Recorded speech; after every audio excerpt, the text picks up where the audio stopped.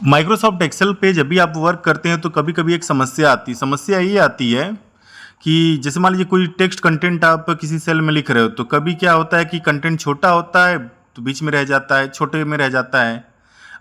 उसके लिए आपको कॉलम को पतला करना पड़ता है।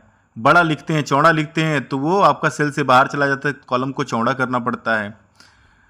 क्या कुछ ऐसा किया जा सकता है कि अपने आप जितना चौड़ा आपका टेक्स्ट कंटेंट हो उसी हिसाब से आपके कॉलम भी पतले चौड़े होते जाएं? तो उसके लिए हमने यहाँ पे कुछ डेटा ले लिया है, जैसे नेम लिया, एड्रेस लिया। नेम में रजत है, एड्रेस में मोहद्दीपुर गोरखपुर हमने यहाँ पे डाल दिया।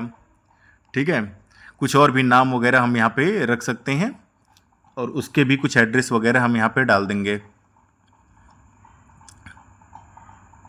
इसको हम यहाँ से कट करके यहाँ पे पेस्ट कर देते हैं, जिससे थोड़ा सा इधर देखेगा।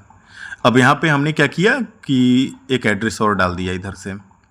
आप देख सकते होंगे कि जो नाम है रजत वो तो सेल में फिट बैठ गया है, बट एड्रेस नहीं हो गया।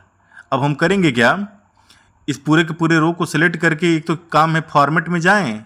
अब फॉर्मेट में जाके हमें ऑटो फिट कॉलम विद यहाँ पे मिलेगा, क्लिक कर दें, जिससे हमारी कॉलम विद यहाँ पे जितना टेक्स्ट होगा उतनी चौड़ी हो जाएगी। ठीक है, दूसरा होता है कि खुद ही मैनुअली ऐसे फैला दें। ठीक, और तीसरा होता है कि ए और बी में बीच में कर्सर रख के डबल क्लिक कर दें तो भी आपका ये फैल जाएगा। जैसे यहाँ पे भी डबल क्लिक करेंगे अगर, तो भी आपका देखिए जितना कंटेंट होगा ये फैल जाएगा। बट ये तो हो गया मैनुअल एफर्ट करना। मैनुअल एफर्ट हम नहीं करना चाहते हैं। हम चाहते हैं कि जैसे जैसे चौड़ा या पतला टेक्स्ट कंटेंट डालें तो ये ऑटोमेटिक सेल पतला चौड़ा हो जाता है। सीट पे हम जाके राइट क्लिक करेंगे, व्यू कोड पे आ जाएंगे। व्यू कोड पे जैसे ही आएंगे हम यहाँ पे जनरल वाले को ऐसे क्लिक करेंगे यहाँ से। ठीक है, यहाँ मिलेगा आपको वर्कशीट।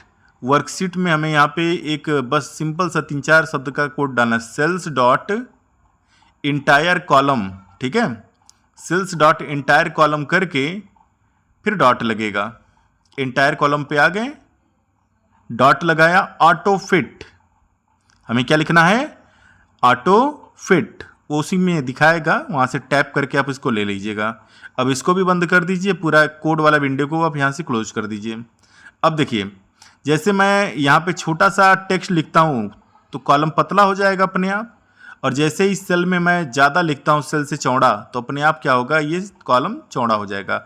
आपको मैनुअली एफर्ट करने की कोई ज़रूरत नहीं है। टेक्स्ट के हिसाब से ही आपका क्या होगा, ऑटोमेटिक जो कंटेंट होंगे वो चौड़े या पतले हो जाएंगे। ठीक है।